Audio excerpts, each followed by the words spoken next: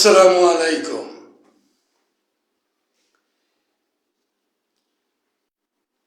আমার প্রিয় বন্ধু, শুভাকাঙ্ক্ষী এবং আমার প্রিয় দেশবাসীকে জানাই শুভেচ্ছা এবং শুভরাত্রি। আমি অহিংস আনোয়ারকে মোর্শেদ, নিবন্ধিত রাজনৈতিক দল বাংলাদেশ কংগ্রেসের একজন কর্মী এবং এই দেশের অতি সাধারণ একজন নাগরিক।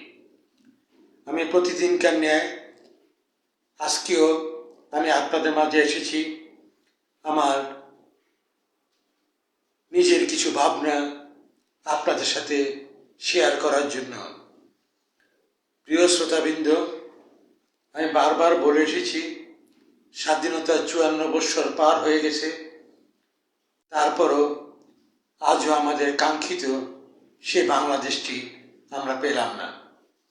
বাংলাদেশটি বারবার ক্ষতবিক্ষত হচ্ছে, ক্ষতবিক্ষত করা হচ্ছে।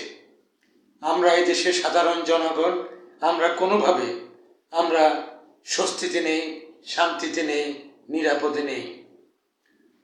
আমাদের চারিদিকে শুধু নৈরাজ্য, অস্থিতিশীলতা, রাজনীতির নামে অপরাজনীতি, ধর্মের নামে অধর্মের কর্ম। আমাদের অন্ন, বস্ত্র, বাসস্থান, শিক্ষা, যে চারটি আমাদের যে প্রধান যে জিনিস, আমরা সেখান থেকে পুরোপুরি আমরা বঞ্চিত। অথচ রাষ্ট্রের মালিক জনগণ। জনগণকে আর কতকাল কাজকলা দেখাবে? এদেশের রাজনীতিবিদ, আমি বলবো তথাকথিত অপরাজনীতির হোতা, এরাই হলো রাজনীতিবিদ। আজ বাংলাদেশ রাজনীতিবিদ শূন্য, যার কারণে এখন বর্তমানে 1 বৎসরে চলছে, তারপর 54 বৎসরের আগের থেকে 71-এর পর থেকে 54 বৎসর পর্যন্ত 5ই আগস্ট পর্যন্ত যে ভয়ঙ্কর পরিস্থিতি, নাগরিকরা যে অবহেলিত, রাষ্ট্র যে বারবার হোঁচট খাচ্ছিল এবং বারবার যে দুর্নামে সারা আন্তর্জাতিক বিশ্বে দুর্নাম ছাড়া সুনাম আনতে পারেনি। কিন্তু তার থেকে অতি ভয়ঙ্কর যার শব্দ আমি খুঁজে পাচ্ছি না, এই বিগত 5ই আগস্টের পর এই রাষ্ট্রে ঘটে যাচ্ছে। তারপরও আমরা নাগরিকরা আমাদের হাড় নাই, কঙ্কাল নাই, অর্থ নাই, বিত্ত নাই, চিকিৎসা করাতে পারছি না, ওষুধ কিনতে পারছি না, নিত্যপণ্য দ্রব্যাদি কিনতে পারছি না, মূল্য হাতে নাগালে আমাদের নেই। এই দিকে অন্যদিকে তার দিকে আমাদের আয় রোজগার কমে গিয়েছে বহুল অংশে এবং অর্থনৈতিকভাবে অত্যন্ত বিধ্বস্ত অবস্থায় আছি এবং বৈদেশিক বিনিয়োগ একেবারে শূন্যের কোঠা, নেই বললেই চলে। গত 1 বছরে রাষ্ট্রের অর্থনীতিকে যেভাবে প্রবৃদ্ধি দেখাক না কেন, আসলে এটা 3.3, যা স্বাধীনতা মুক্তির সময় পর থেকে 16 ডিসেম্বর পর এই ভঙ্গুর রাস্তাঘাট, মিল, কল কারখানা, যে দেশে সব কিছু ধ্বংস করে দিয়ে গেছিল পাক হানাদাররা, তার পরবর্তীতেও 75 পর্যন্ত কিন্তু 3-এ কখনো প্রবৃদ্ধি আসে নাই। বাংলাদেশ বর্তমানে 3.30, যা অত্যন্ত হতাশাজনক। তাই এতে ক্ষতিগ্রস্ত হচ্ছে সাধারণ জনগণ। ব্যাংকে গিয়েও টাকা পাচ্ছে না, নিজের আমানতের টাকা, যা অত্যন্ত অশনি সংকেত। অর্থ পাচার পূর্বে যা ঘটেছে গত 1 বছরে তার থেকে বহুগুণ বেড়ে গিয়েছে এবং বিগত 1 বছরে নাম বললে বলা যায় যে হাজার কোটি টাকা পাচার হয়েছে এবং যেটি আমাদের দেবপ্রিয় ভট্টাচার্যের হিসাব অনুযায়ী 28,000 কোটি টাকা। আসলে তা নয়, এর থেকে 4 ডাবল বেশি পাচার হয়েছে। পাচার অর্থগুলি কোত্থেকে এসেছে? এগুলি জনগণেরই ট্যাক্সের টাকা এবং বিদেশি রেমিটেন্স। কারণ রাষ্ট্রের ব্যবসা বাণিজ্য স্থবির, মিল কারখানা জ্বালিয়ে পুড়িয়ে ছারখার। বেকার এখন সংখ্যা কত ক্যালকুলেটারেও ধরে না, এত বেকারের সংখ্যা। সর্বোপরি একটা কথাই বলবো, রাষ্ট্র আজ কোনো দিকে কোনো স্বস্তির জায়গা নেই।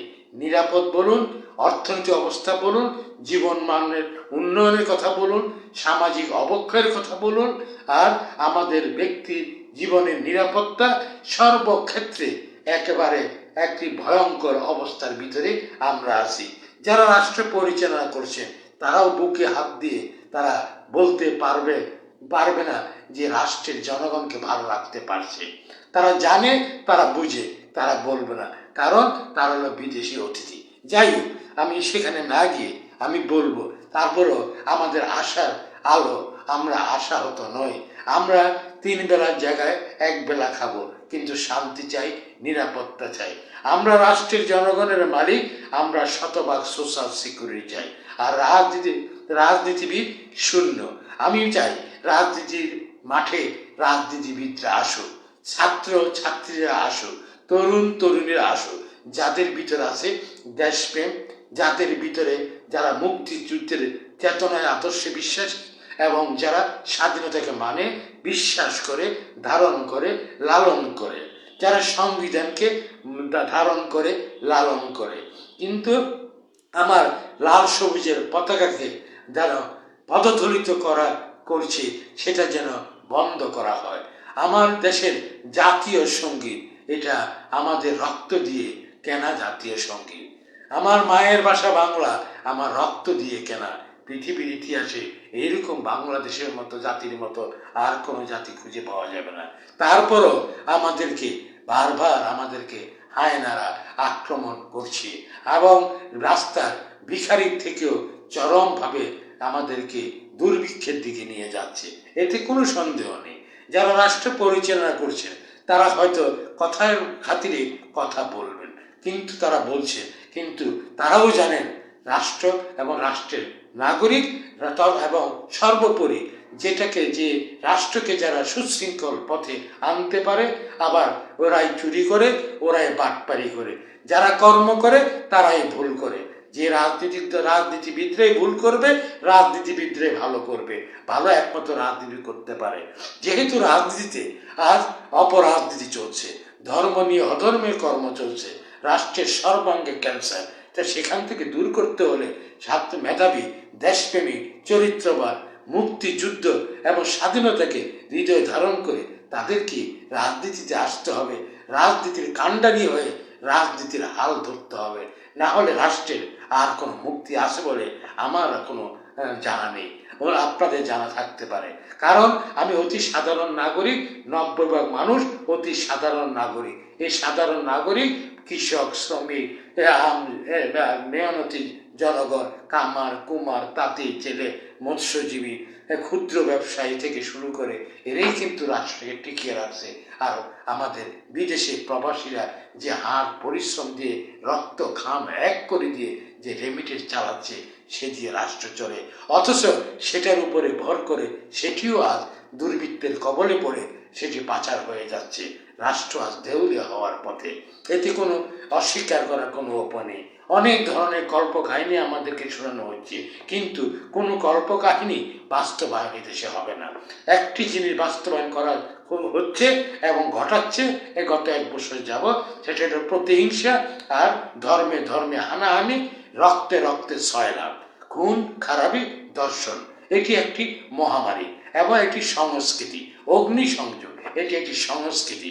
এবং মব নামে একটা ভায়োলেন্স করে মানুষের ঘরে লুটপাট, চাঁদাবাজি, ধান্দাবাজি, দালালি, এগুলি একটি নতুন সংস্কৃতি, যা আমরা পূর্বে কখনো এগুলি দেখিনি। তারপরও আমরা আশাবাদী, কারণ এই দেশকে আমরা ভালোবাসি। আমরা একটি স্বাধীন সার্বভৌম রাষ্ট্রের মালিক।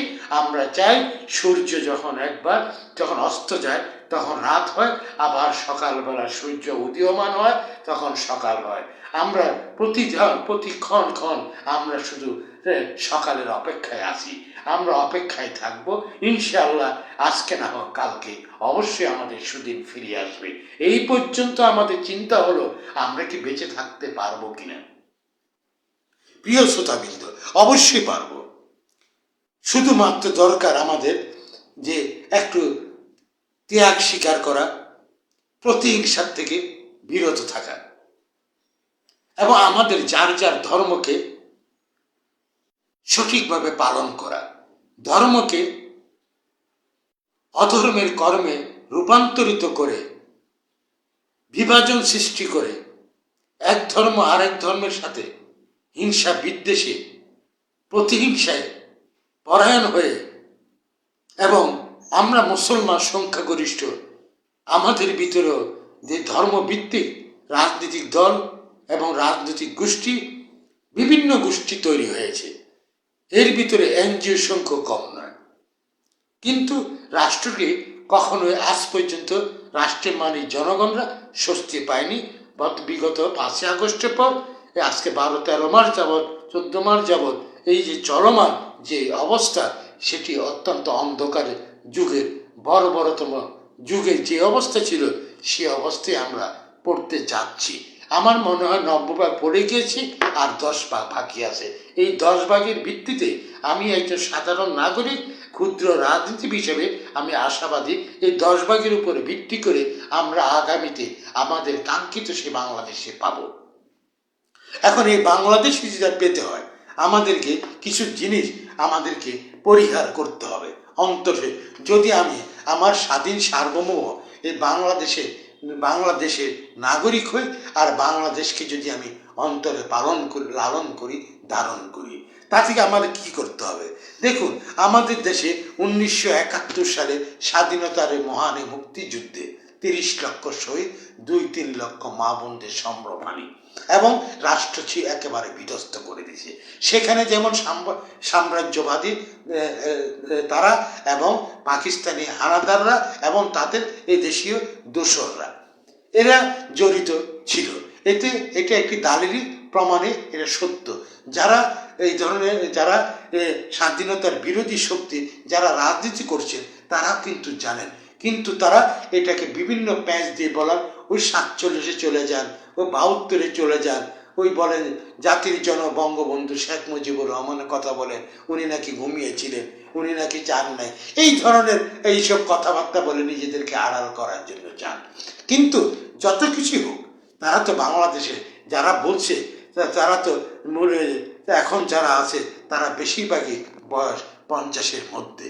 তাহলে এই 50-এর মধ্যে যদি হয়ে থাকে, অনেকে হয়তো স্বাধীনতাকে, যুদ্ধটাকে দেখে নেয়, কিন্তু তারা সেই স্বাধীনতা বিরোধী যে রাজনৈতিক দলগুলি রয়েছে, তাদের আদর্শকে অনুসরণ করে। তা আমি বলবো, ঠিক আছে, আপনারা আদর্শ অনুসরণ করেন, আপনারা এই রাষ্ট্রটি নাগরিক, তার রাষ্ট্রটিকে আপনারা কি করবেন?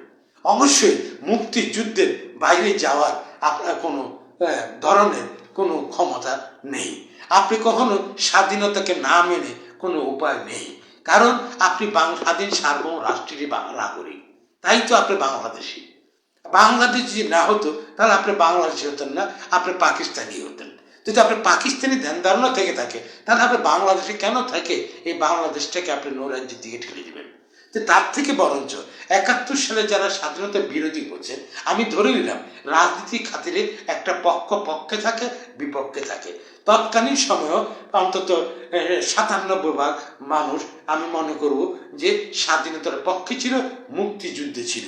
একটি গোষ্ঠী, এটি সাম্রাজ্যবাদের দালাল এবং পাকিস্তানি প্রেতাত্মা তাদের দোসরদের পক্ষে কাজ করছেন।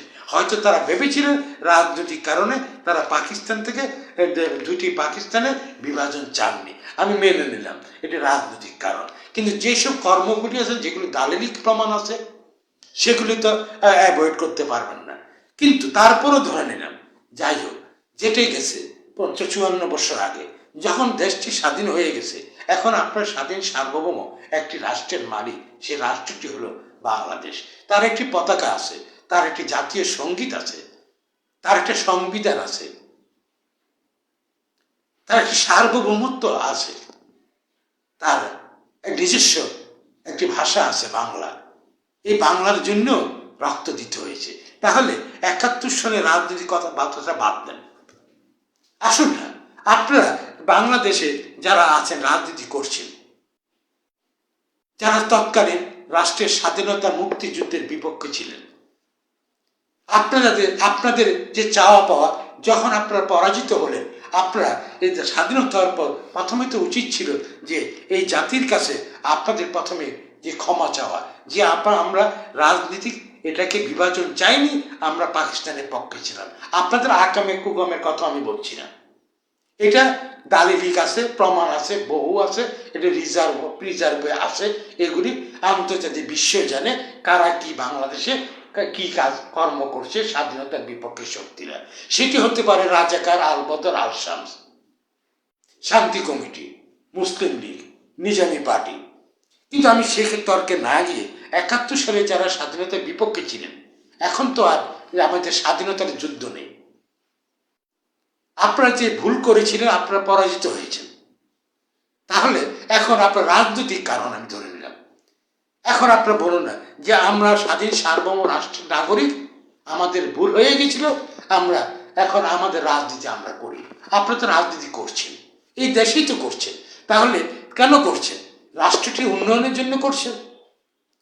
আর যদি অন্য দেশে দালালি জন্য করে থাকেন, এটা তাহলে আমার বলার কিছু নেই। কিন্তু আমি ধরে নিচ্ছি আপনারা স্বাধীন সার্বভৌম দেশের রাষ্ট্রের মালিক, রাষ্ট্রের কল্যাণে রাজনীতি করছেন, রাষ্ট্রের উন্নয়নে কল্যাণে রাজনীতি করছেন, রাষ্ট্রের জনগণ, রাষ্ট্রের মালিকদের জন্য কাজ করছেন। তাহলে আপনাদেরকে সংবিধানকে মানতে হবে, আপনাদেরকে মুক্তিযুদ্ধের কর্মকাণ্ডের জন্য অনুতপ্ত হবে, আত্মসমালোচনা করতে হবে। স্বাধীনতা বিরোধী কথাবার্তা আপনারা তো বলতে পারেন না, এটা তো কোনোভাবেই সম্ভব নয়। দেশটি তো স্বাধীন সার্বভৌম, আর মুক্তিযুদ্ধ এটা তো আপনি এখন অস্বীকার করতে পারবেন না। আপনি যদি বিরোধী পক্ষ হয়ে থাকেন, আপনি তো স্বাধীনতা দেখেছেন, তার সত্য। মুক্তিযুদ্ধ দেখেছেন, সত্য। আপনি যার পক্ষে ছিলেন তারা কি কর্ম করেছে, আপনারা সেটা সাথে জড়িত ছিলেন, আপনারা দেখেছেন, আপনারাও করেছেন। আপনারা বলতে যারা তরুণ, যাদের বয়স 50, তারা হয়তো দেখে নাই, কিন্তু তারা তো ওই আদর্শেই বড় হয়েছে। তাদের ইতিহাসগুলি যে জানে, তাহলে তারাও জানে। তাহলে আপনারা কি কর্মগুলি করছেন, অবশ্যই নিন্দনীয় এবং অপরাধ। তার পরবর্তীতে এসে তারপরেও আপনারা আসুন না, অপরাধী কর্মকাণ্ড, দেশবিরোধী কর্মকাণ্ড বাদ দিয়ে দেশের কল্যাণে আপনারা কাজ করুন, এবং সেটা মুক্তিযুদ্ধের চেতনায় স্বাধীনতার উদ্বুদ্ধ হয়ে লাল সবুজের পতাকাকে ধারণ করে, সংবিধানকে ধারণ করে আপনারা রাজনীতি করুন না, কোনো অসুবিধা নেই। প্রতিহিংসার রাজনীতি ছেড়ে দেন না, দালালি ছেড়ে দেন, সাম্রাজ্যবাদের দালালি, পাকিস্তানি পাইক্যাদের দালালি। এবং সকল রাজনৈতিক দলকে বলবো, প্রতিহিংসা বন্ধ করুন, এবং মুক্তিযুদ্ধে সকল দল মৌলিক বিষয়ে ঐক্যমত হন, যার যার আদর্শভিত্তিক রাজনীতি করুন। রাজনীতি কেন আপনারা করছেন? নিশ্চয় রাষ্ট্রের উন্নয়নের জন্য, আন্তর্জাতিক বিশ্বে বাংলাদেশকে সম্মানিত করার জন্য। রাষ্ট্রের নাগরিকরা যে রাষ্ট্রের মালিক, তাদের যে নিরাপত্তা থেকে শুরু করে খাদ্য, বাসস্থান, চিকিৎসা, শিক্ষা, একটা সুন্দর ভবিষ্যতের জন্যই তো। তাহলে আপনারা আপনাদের সমস্ত কিছু ভুলে গিয়ে সবাই মৌলিক বিষয়গুলোকে ঐক্যমত হয়ে আপনারা রাজনীতি করুন, কিন্তু মৌলিক বিষয় ঐক্যমত থাকুন। কারণ সবাই আমিও একজন রাজনীতিবিদ, আমি বাংলাদেশ কংগ্রেসের নিবন্ধিত একটি রাজনৈতিক দলের আমি একজন কর্মী, অতি সাধারণ একজন নাগরিক। কিন্তু আমি আমার মুক্তিযুদ্ধ এবং স্বাধীনতার বাইরে তো আমি যেতে পারি না, কারণ এরাই এই স্বাধীনতা, মুক্তিযুদ্ধরা তো আমাদেরকে দিয়েছে এই স্বাধীন সার্বভৌম বাংলাদেশটি, এই লাল সবুজের পতাকারি। এই যে আমি আপনারা যে কথা বলছি, এই যে বাংলা ভাষাটি, এটার জন্যই তো রফিক, জব্বার সহ আরো অনেকে লোকে রক্ত দিয়েছে। এই ভাষায়, মায়ের ভাষায় কথা বলছি, আর বাংলাদেশটি তো আমার মাই। এই বাংলাদেশে আমরা বসবাস করছি, কেন এত বিভাজন? রাজনীতি মতাদর্শ বিভেদ থাকতে পারে, কেউ কার্ল মার্কসের ইয়ে করতে পারে, কমিউনিস্ট পার্টির একটা অন্য ইয়ে থাকতে পারে, অন্যান্য রাজনীতি দলের আরেকটি আদর্শ থাকতে পারে, প্রত্যেকের একটা আদর্শ থাকতেই পারে। কিন্তু সব কিছু মূলনীতির বাইরে তো গিয়ে তো রাষ্ট্রের উন্নয়ন করতে পারবেন না। রাষ্ট্রের জন্য যদি রাজনীতি হয়, তাহলে ভুলে যান, অতীত ভুলে যান না, নতুন করে শপথ করুন, মুক্তিযুদ্ধের চেতনা উদ্বুদ্ধ হন, মুক্তিযুদ্ধের চেতনা ধারণ করে শপথ গ্রহণ করুন। সকল রাজনৈতিক দল স্বাধীনতাকে লালন করুন, পালন করুন, কারণ দেশপ্রেম ইমানের অঙ্গ। তাহলে এখানে তার বিরোধ থাকে না। আপনি আমি আমরা বিভিন্ন রাজনৈতিক দল হতে পারি, কিন্তু বেলা শেষে আমরা কিন্তু এক জায়গায়। কারণ আমরা রাজনীতি করি রাষ্ট্রের জন্য। এখানে আমাদের আলোচনা হতে পারে, এখানে তর্ক হতে পারে, বিতর্ক হতে পারে, সব কিছু করার পর শেষ বেলাতে যে সবাই এক জায়গায় ঐক্যমত যদি হয় রাষ্ট্রের ক্ষেত্রে, তখন রাষ্ট্র উন্নতি হয় না হয়ে কোথায় যাবে? তখন সকল রাজনীতি যখন রাষ্ট্রের জন্য কর্ম করে আর সংবিধানকে যখন হৃদয়ে ধারণ করে প্রতিটা মুহূর্তে অন্তরে মননে সংবিধানকে রাখে, তখন বহিঃশত্রু যত বড় শক্তিশালী হোক বাংলাদেশের উপর আঘাত করার, দালাল সৃষ্টি করার সাহস পাবে না, উচ্চ গলায় কথা বলার সাহস পাবে না, মোড়লিগেরা করার সাহস পাবে না। রাষ্ট্র উন্নয়ন হবে, শিক্ষিত একটা জাতি হবে। অথচ দেখুন, যতক্ষণ না পর্যন্ত আপনারা তা না করতে পারবেন ততক্ষণ পর্যন্ত আপনি যে রাজনীতি করুন না কেন আপনি সুখে থাকতে পারবেন না। আপনি হয়তো কোনো কারণে সুখে শান্তি কিছুদিন কাটিয়ে যেতে পারবেন, কিন্তু আপনার বংশধররা, পরবর্তী প্রজন্মরা